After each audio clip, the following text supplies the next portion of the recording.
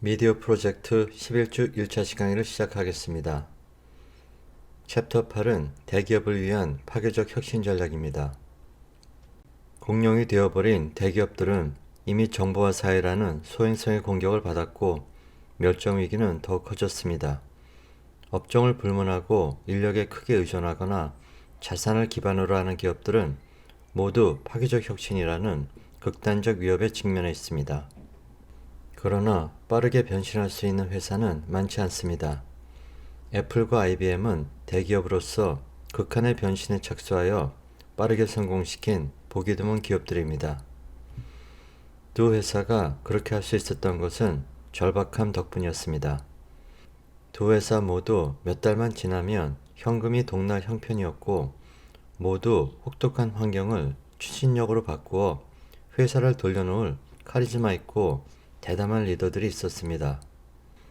경제학자 로머는 좋은 위기는 허투루 보내기에는 너무 아깝다고 합니다. 그러나 대부분의 회사가 그렇게 위기를 낭비합니다. 마지막 순간에 가서야 방향을 튼다면 좋은 결말을 볼 수 없습니다. S&P 기업의 평균 수명은 100년 전에는 67년이었지만 지금은 15년으로 급감했습니다. 지금의 포천 선정 500대 기업은 40%가 10년 후에는 존재하지 않을 것입니다. 재앙이 코앞에 올 때까지 변신의 위험을 감행하지 않고 기다리는 것은 규모와 업종을 불문하고 기존 기업들에게 결코 최선이 아닙니다. 그러나 많은 연구 결과들이 보여주듯이 기업의 변신 프로젝트는 대다수가 실패합니다. 이런 실패의 원인은 여러 가지가 있습니다. 너무 복잡하거나 프로젝트 시한을 너무 길게 잡거나 최고위층의 지원이 부족하거나 예산이 폭발적으로 증가하는 것 등입니다. 하지만 구조적으로 핵심적인 이유는 주가나 분기 실적의 압박으로 생기는 단기적인 사고 때문입니다. 리스크를 안고 장기적인 변신을 꾀하는 것과 스톡 옵션을 받을 때까지 그냥 배가 가라앉지 않도록 지키는 것 사이에서 선택을 해야 합니다. CEO나 고위 경영진에게는 아무것도 안 하는 전략이 기본값이 됩니다. 그러다 보니 이런 트렌드를 늦추기 위해서 많은 대기업들이 쓰고 있는 전략은 규제기관을 포로로 잡는 것입니다. 로비를 통해서 원하는 내용을 법제화시킴으로써 외부의 파괴적 혁신으로부터 자신을 지키는 것입니다. 1998년 미키마우스 보호법에서 미국 의회는 저작권 보호기간을 20년 연장하기로 결정했습니다. 창의성에 타격을 입히고 공공의 이익에도 도움이 되지 않는 결정이었습니다. 마찬가지로 케이블 회사와 전화 회사들은 기존의 지역 독점을 지키기 위해 공격적인 법적 조치를 추진하면서 경제 발전을 촉진하려고 인터넷 접근권을 나눠주고자 한 시 정부들을 고소하기까지 했습니다. 하지만 기하급수 기업의 시대에는 특히나 소비자 제품 영역에서는 이런 전략은 유지될 수 없다고 봅니다. 로비에 걸리는 시간이 기술의 발전 속도를 따라가기 어렵기 때문입니다. 인터넷을 통해 대중에 수용되는 속도가 규제를 마련하는 속도보다 훨씬 빠릅니다. 예컨대 택시회사와 전국의 호텔들이 우버나 에어비앤비의 위협을 깨달았을 때에는 이미 대중이 이 서비스들에 완전히 익숙해진 후여서 이에 상반되는 로비를 펼치는 것이 아주 어려웠습니다. 대세를 거스르는 시도였기 때문입니다. 이러한 현상은 테슬라의 직판 모델과 자동차 딜러들 간의 긴장 관계처럼 다른 업종에서도 발견할 수 있습니다. 대기업이 어느 한순간에 스케일과 아이디어스 요소를 실천해서 하루아침에 기하급수 기업으로 변신할 수는 없습니다. 너무 과격한 변신을 꾀하다가 새로운 사업을 찾기도 전에 핵심 사업을 망칠 가능성이 큽니다. 회사가 새로운 사업을 잘 정착시킨다고 하더라도 급격한 변화는 기업 내부에 극도의 스트레스를 유발할 수 있습니다.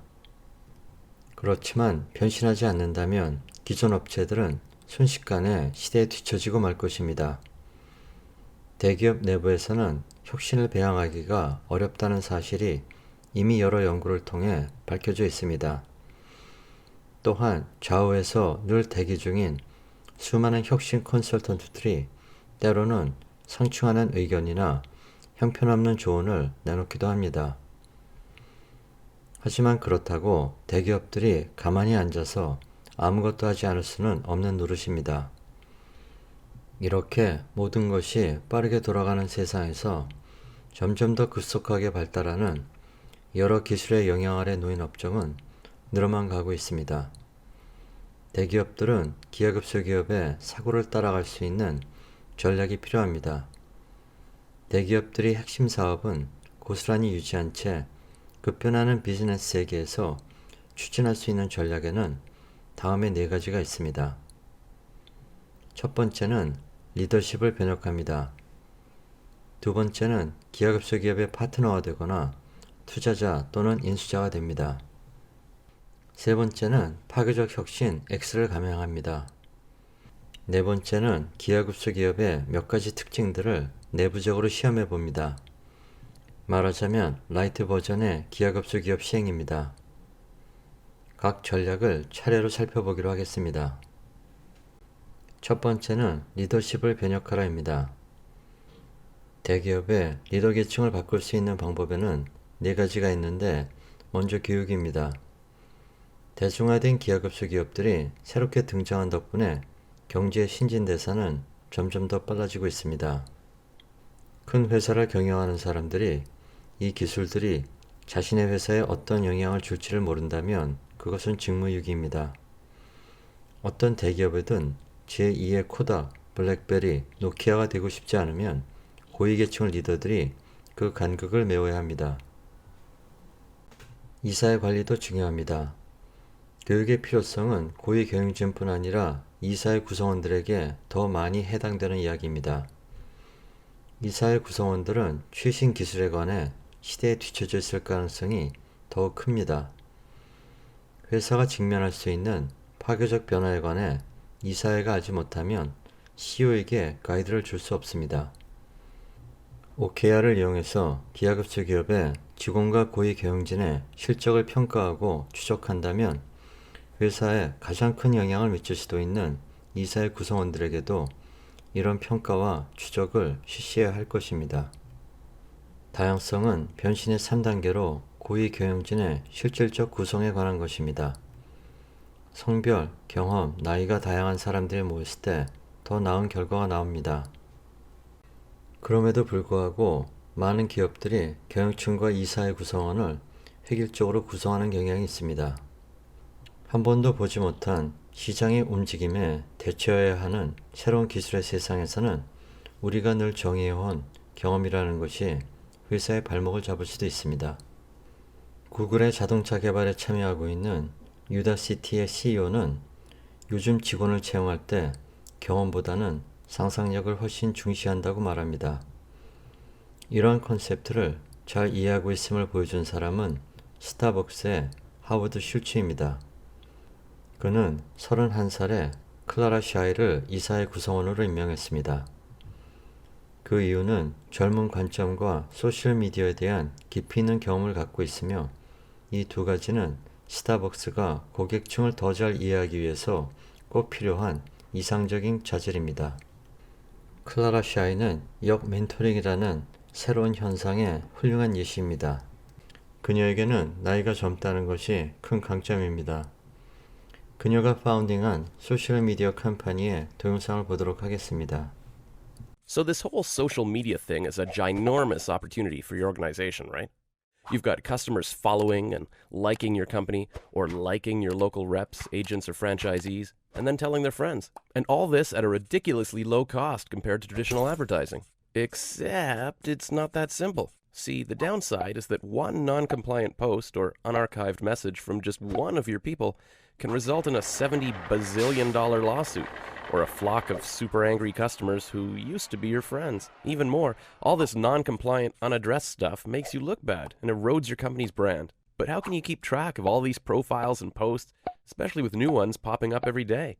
It seems like the only option is to micromanage every single thing that gets said across your whole company. But what if it didn't have to be like this?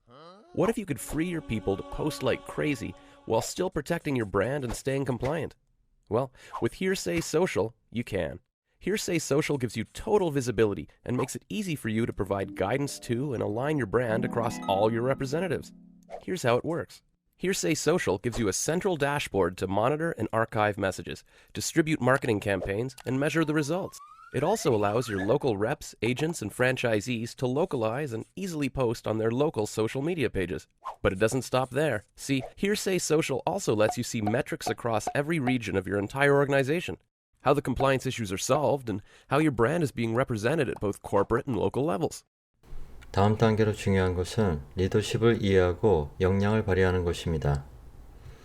직원들은 다음과 같은 유형별로 회사 내에서 서로 다른 역할을 해낼 수 있습니다.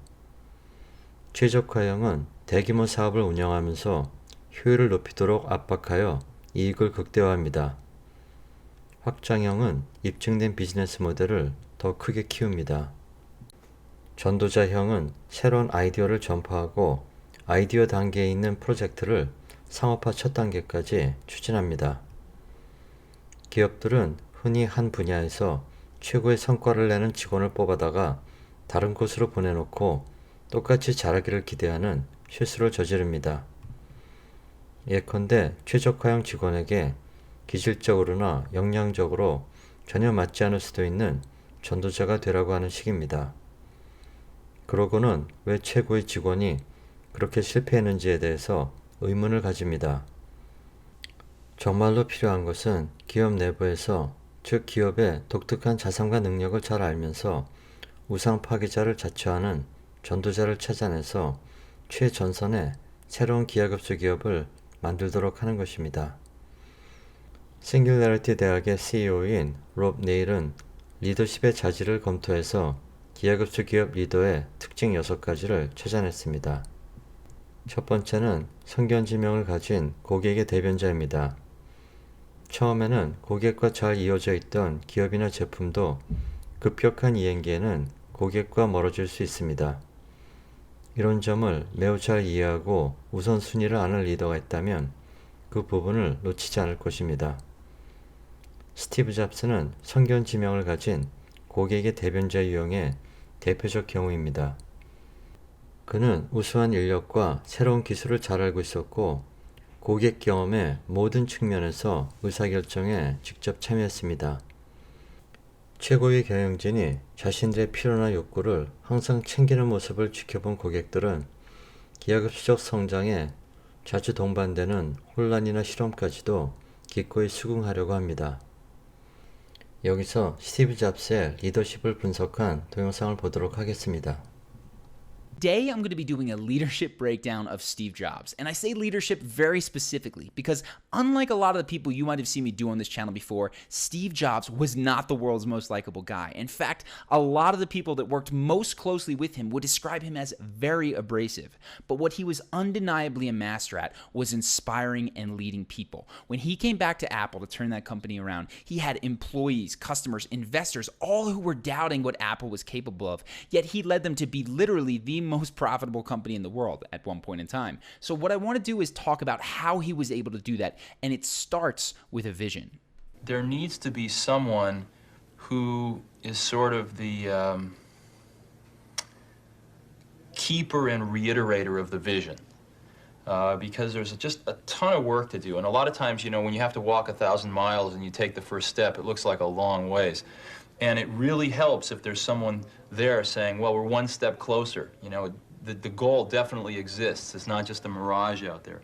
So in 1,001 little and sometimes larger ways, the vision needs to be reiterated. I do that a lot.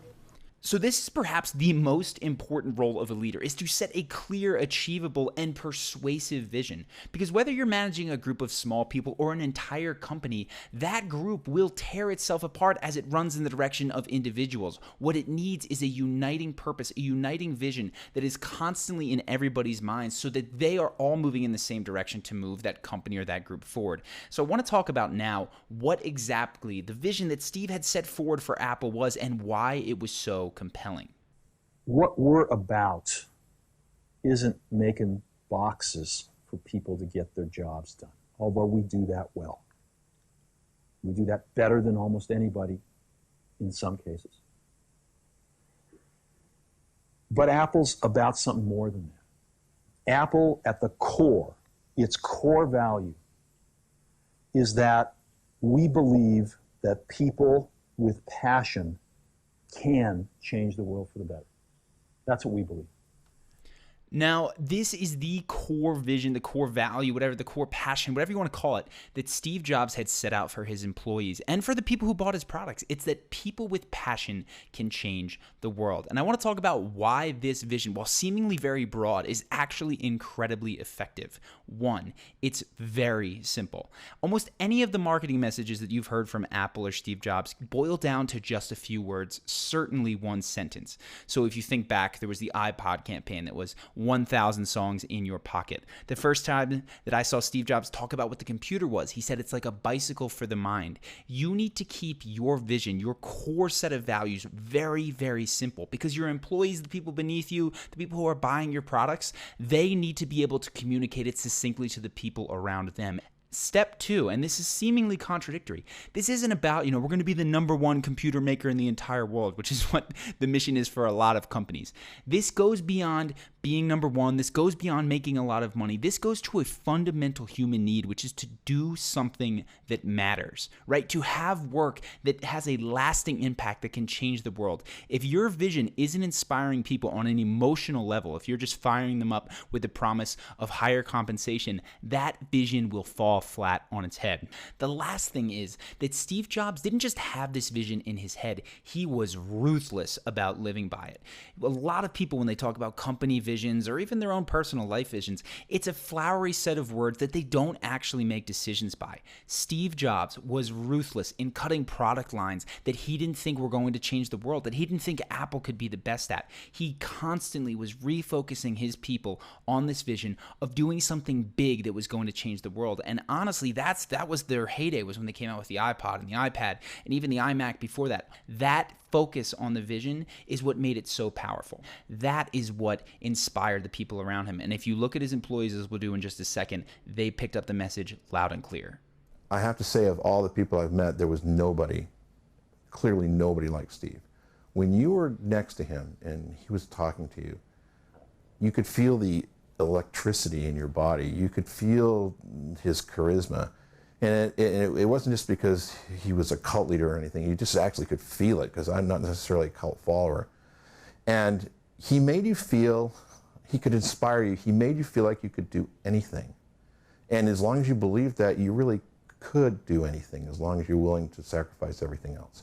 So really, that's what Steve Jobs did for the people around him, the people under him that worked for him, is he made them feel like they could not only change the world, but that anything was possible if they worked hard enough. And so they were willing to go to really extreme measures to pull the kind of things off that he asked for, that oftentimes were, quite frankly, technologically infeasible and ridiculous and very, very hard to pull off. But they managed to do it because of this belief that it was possible, that passionate people could change the world.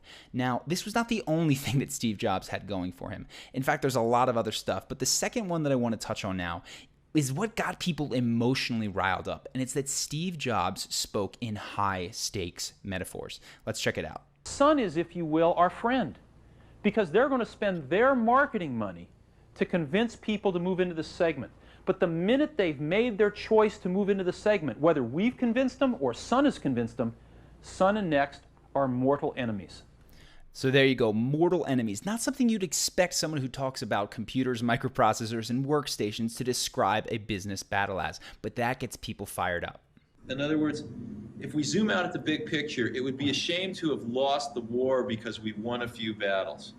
And I sort of feel like I and some of the rest of us are concentrating too much on the smaller battles. We have to keep and we're not keeping the war in perspective. And the war is called survival. Again, he's talking about survival, war, smaller battles. These are all very human, emotionally driven, archetypal things almost. These go back hundreds, if not thousands of years, and people have a lot of reference points to think about what war, battle, survivor means all the way throughout history, some people even from personal experience.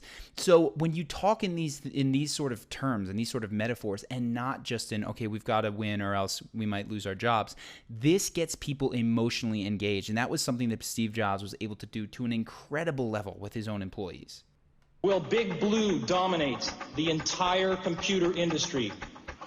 The entire information age? Was George Orwell right?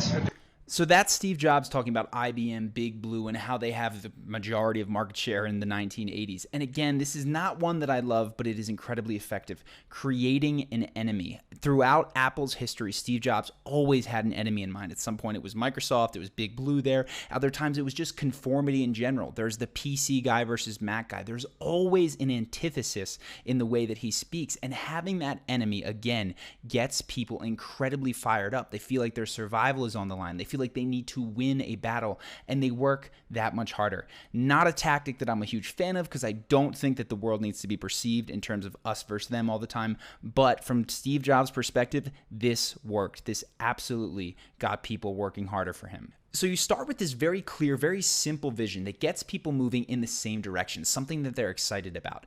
You add to that this jet fuel of emotionally charged metaphor. And in the case of Steve Jobs, he talked about wars, he talked about survival, and he added this element of this looming enemy that people needed to fight and struggle against. That gets people moving very, very passionately. But that all falls apart if one piece isn't there. And fortunately for Steve Jobs, it's something that he had in spades, which is conviction. Steve Jobs believed everything that he said to a fault. He had this vision of the world that he truly felt was going to come true. And when he communicated with people, they sensed how much he believed it. And that certainty made them jump onto his bandwagon. So I want to go now to John Sculley. This is a guy who was asked to be the CEO of Apple when Steve Jobs was working there. He was currently the CEO of Pepsi, and here he is recounting the story of how Steve Jobs got him to leave his cushy gig at Pepsi. And then he looked up at me and just stared at me with this stare that only Steve Jobs has. And he said, "Do you want to sell sugar water for the rest of your life, or do you want to come with me and change the world?"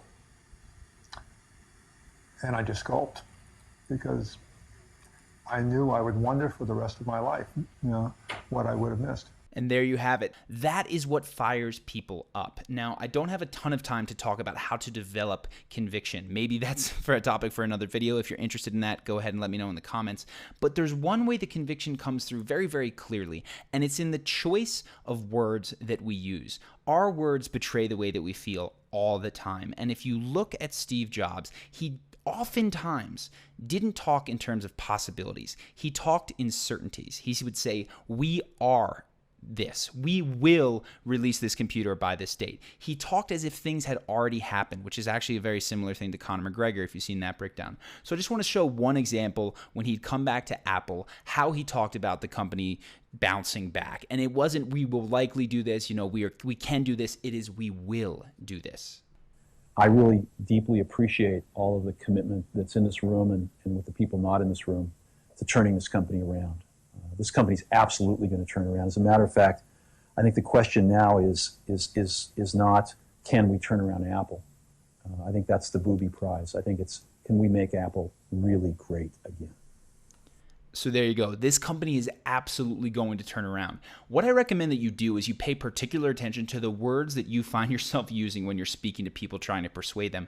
Oftentimes we say exactly what we think, and we show other people exactly how we feel. See if you are speaking with certainty, or actually if you're betraying the fact that you're very uncertain yourself. This isn't something you can fake. This is communicated in 1,000 micro expressions in your vocal tonality and in your word choice. So if you want to have the conviction around something you're saying, you first need to have confidence. So I set up a separate video with an exercise that is designed to give you a scientifically proven boost of confidence inside of 60 seconds so that you can speak with the conviction of someone like Steve Jobs. This is the type of thing that I do before I record a video, before I get on stage, and it can basically take you from that feeling of nervous anxiety, not speaking very clearly, tripping over your words, to speaking much more fluidly, much more connected with what you have to say, and communicating to the people around you in a much more effective manner. So if you want to see what that video is, it's something that you can learn in just a few minutes and implement in 60 seconds.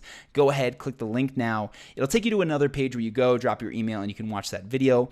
If you you found this video helpful, go ahead and click subscribe so that you get notified every time that I release a new one. I'm going to be doing 1, maybe 2 a week for the entirety of 2016. I'm really excited about that. And if you have any topics, any people that you would like to contribute, please go ahead and write them in the comments. Upvote the other comments that have the people and topics you'd like to do. That's how I'm going to be deciding what videos to do. So until those future videos, I am Charlie. I hope you've enjoyed this, and I will see you in the next video.